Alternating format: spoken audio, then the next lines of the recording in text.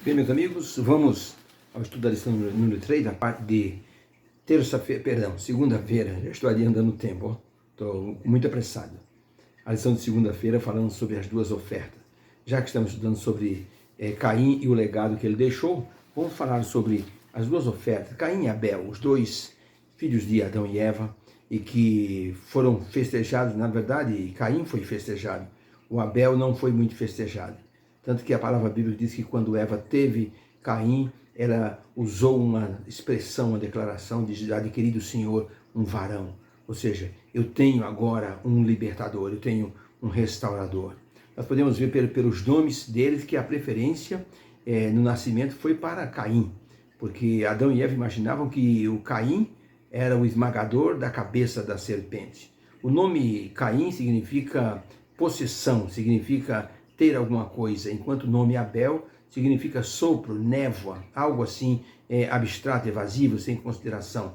Caim era agricultor, homem que trabalhava de forma bruta na terra, que realmente derramava o suor no calor do dia.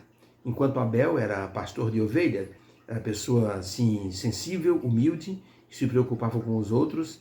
Inclusive Abel se preocupava muito com Caim e a forma como ele tratava Deus. Ele sempre tinha essa preocupação. Adão e Eva transmitiram para os dois filhos a promessa divina de um libertador. E eles iam constantemente na frente do jardim do Éden e ali ofereciam sacrifícios a Deus.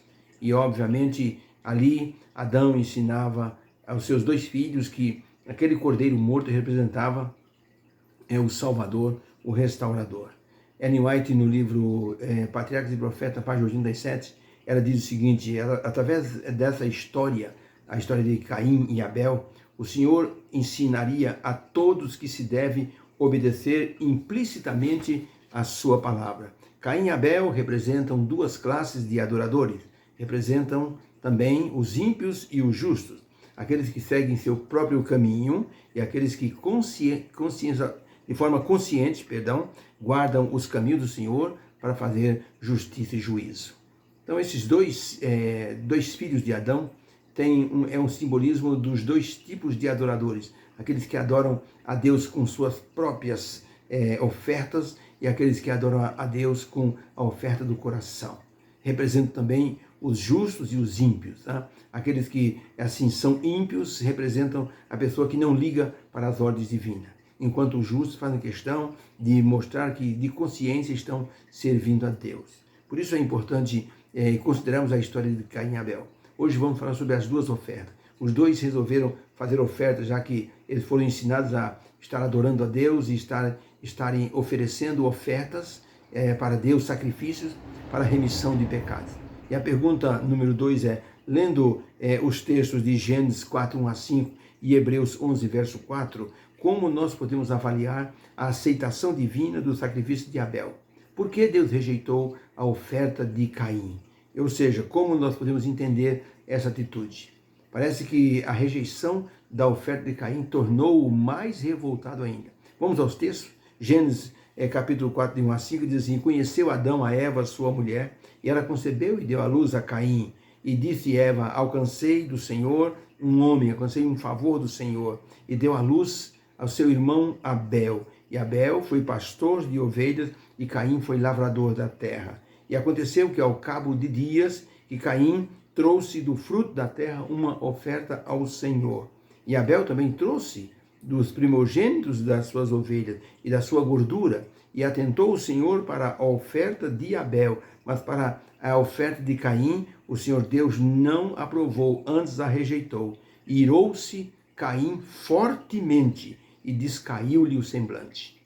Hebreus capítulo 11, verso 4, diz assim, na galeria da fé: pela fé Abel ofereceu a Deus maior sacrifício do que Caim, pelo qual alcançou o testemunho de que era justo, dando Deus testemunho dos seus dons, e por ela, depois de morto, ainda fala. Ou seja, a fé de Abel ainda fala até hoje como um testemunho de adoração a Deus. Então, para a pergunta, lendo esses dois textos, como nós podemos avaliar a decisão divina de aceitar o sacrifício de Abel e rejeitar o sacrifício de Caim? Resposta: eles aprenderam, os dois aprenderam, que era preciso haver o sacrifício e a morte do cordeiro para a remissão dos pecados, pois simbolizava o sangue de Jesus, o sangue do descendente da mulher que esmagaria a cabeça da serpente. Caim desprezou esse simbolismo. Queridos, Abel obedeceu às instruções divinas de que deveria oferecer um cordeiro porque representava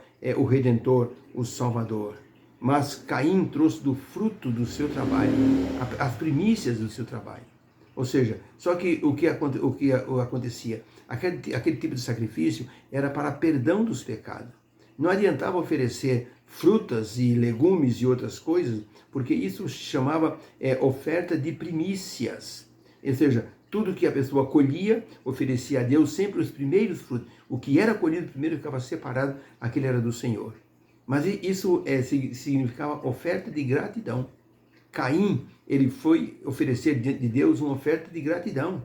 E a oferta tinha que ser de remissão de pecados. Ou seja, tinha que ter o sangue do cordeiro. Parece que Caim também deve ter ouvido a serpente falar no ouvido dele de que não teria nenhum problema oferecer sacrifícios, ou seja, uma oferta com os frutos da terra. Tudo era trabalho, o que valia era a intenção. Era o que Caim pensava, o que vale é a intenção. E muitos hoje pensam assim, o que vale é a intenção. Não adianta fazer tanta coisa, o que vale é a intenção da pessoa servir a Deus. Está servindo a Deus? Está tudo bem. Então, até alguns que defendem a situação de que não tem nada a ver, pecado não afasta a gente de Deus, o que vale é a intenção. Seu coração está bem intencionado, então isso vale. Uma estrategista americana, uma coronel, ela disse o seguinte, que durante uma guerra não adianta boa intenção. Tem que ter planejamento e tem que ter, assim, ordem e tem que ter, então, ação. Ela diz, não adianta boas intenções durante uma guerra. Nós estamos numa guerra. E temos que entender que não adianta boas intenções. A boa intenção de Caim era oferecer uma oferta, mas ele fez de maneira proposital, ou seja, acreditando que aquilo que ele estava fazendo estava bem intencionado. Ou seja, o que vale é isso aqui, a minha intenção. Eu estou oferecendo uma oferta, por que Deus não aceita? E diz que Caim irou-se muito. Então essa estrategista chinesa diz assim, não adianta boa intenção. De bem intencionados, o cemitério está cheio. E ela contou a história dizendo que um elefante ia passeando pela floresta, de repente, quando o elefante percebeu, tinha pisado em cima de uma codorna. Esmagou a coitada da codorna. E então o elefante ficou desesperado. Deu a ele um surto de pânico, de desespero. Matei a codorna, meu Deus, o que vai ser agora? Quando o elefante olhou, um ninho cheio de ovos. Ele matou a codorna, que era a mãe daqueles futuros, filhotinhos da codorna. Então o elefante ficou mais depressivo ainda. Começou a chorar, olhando para a codorna morta e olhando para o ninho cheio de ovos. Tinha uns 30 ovos. E o elefante, tão desesperado, disse, não acredito que eu fiz isso. Matei a codorna, ela ia chocar os ovinhos dela, ia ter os filhotinhos dela. E agora? Como é que esses filhotes vão nascer? Então diz que o elefante, cheio de boa intenção, disse, sabe de uma coisa? Eu mesmo vou chocar esses ovos. E sentou em cima do ninho e esmagou todos os ovos. Ele era bem intencionado, mas não resolveu o problema. Pelo contrário, piorou o problema. Caim era bem intencionado. Ele achava que qualquer oferta serviria. Só que a oferta tinha que representar o restaurador de tudo. Aquele que esmagaria a cabeça da serpente. Não era fruta. Tinha que ser um animal, um cordeiro que representava o Senhor Jesus Cristo. Então, Abel, ele obedeceu às instruções divinas. E Caim parece ter ouvido Lúcifer dizendo para ele, não tem problema, o que vale é a intenção, você está certo na sua forma de ser. Caim, ele se irou fortemente contra Deus. Ele já estava irado contra Deus, resmungando, por que a terra tinha que ser amaldiçoada, por que Deus teve que castigar os pais por uma bobagem que era comer uma fruta, e ele não aceitava isso, e por isso Caim, ele já era murmurador. Quando ele ofereceu a oferta dele, Deus não aceitou, aí que ele ficou mais zangado ainda. Perceba que o pecado da rejeição a Deus é uma coisa progressiva. A pessoa vai, a cada atitude, ele vai sempre querendo cobrar Deus de que Deus deve fazer o que ele pensa. Quando Deus não faz, a pessoa então se ira, se revolta, a pessoa abandona Deus e vai fazer a sua própria vontade.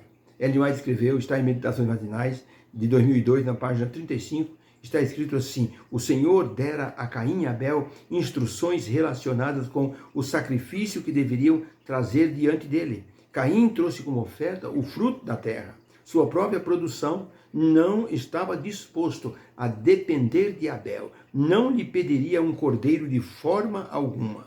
Pensou em suas próprias obras perfeitas e apresentou isso diante de Deus na forma de frutos da terra. E Deus não aceitou. Por isso que Caim se irou fortemente contra Deus. Temos que entender que nossas intenções, quando são boas, dirigidas por Deus, elas valem a pena. Quando Martinho Lutero estava indo para a Dieta de Worms, na Alemanha, para apresentar as suas teses diante do papado, ele estava no corredor que dava acesso ao grande salão. Nesse corredor, ele encontrou-se com um grande general, o general Jorge de Frensdeburgo. Esse general era muito famoso porque ele havia feito batalhas e muitas batalhas, e uma delas mais famosa, a batalha contra os franceses. Ele derrotou os franceses e aprisionou o rei da França. Então ele ficou muito famoso, pois esse general encontrou-se no corredor com Martinho Lutero. Ele disse: monge, você agora vai para uma das maiores batalhas da sua vida. Como eu vou para as minhas batalhas, você vai agora para uma grande batalha. Olha, vou te dizer uma coisa. Se a causa que você defende é uma causa justa, não tenha medo. Assim como Abel não teve medo do seu irmão. Vá em frente e Deus vai ajudar você. Aquele grande general deu um tapa nas costas de Martinho Lutero e disse: vai com fé, meu irmão. Isso deu muita coragem a Martinho Lutero. Ele disse: realmente, se minha causa é justa, não tenho o que temer. E então Martinho Lutero foi diante do imperador e dos enviados, eu diria assim, dos professores, dos teólogos de Roma. E então Martinho Lutero expôs todas as suas convicções que ele havia aprendido na Bíblia sobre a justificação pela fé e não pelas obras. E assim, por causa disso, a ira daquelas pessoas, elas aumentaram a ira contra Martinho Lutero. Mas ele foi miraculosamente protegido por pessoas boas e retiraram ele do meio daquela situação e o levaram embora. Mas ele não teve medo de se apresentar diante dos oradores de Roma e derrotá-los com sua teologia baseada na justificação pela fé. Ser obediente a Deus. Deus leva muito em conta a forma como nós somos obedientes. A intenção do nosso coração é muito importante. Por isso, ao estarmos diante de Deus, temos que ter um espírito de adorador. Há pessoas que ligam o piloto automático quando estão na igreja. O corpo está ali, mas a mente está longe. A pessoa ligou o piloto automático. Às vezes você vê pessoas na igreja cantando, mas o pensamento está longe. Alguns estão cantando e estão com o dedo no celular, respondendo mensagens e assim por diante. Estão assistindo o culto, estão respondendo mensagens. E não estão nem prestando atenção naquilo que o pregador está falando. São adoradores de piloto automático. São como Caim. Não são aprovados diante de Deus. Por isso é importante nós darmos muito, muito valor àquilo que se chama a nossa adoração perante Deus. É muito importante. Vamos orar. Obrigado, Senhor, pela lição de hoje, falando sobre as duas ofertas de Caim e Abel. Abel foi justificado porque teve um coração sincero a oferecer um sacrifício que representava Jesus Cristo. Caim, por sua vez, foi rebelde, ousado, querendo apresentar o fruto do seu trabalho. O Senhor rejeitou.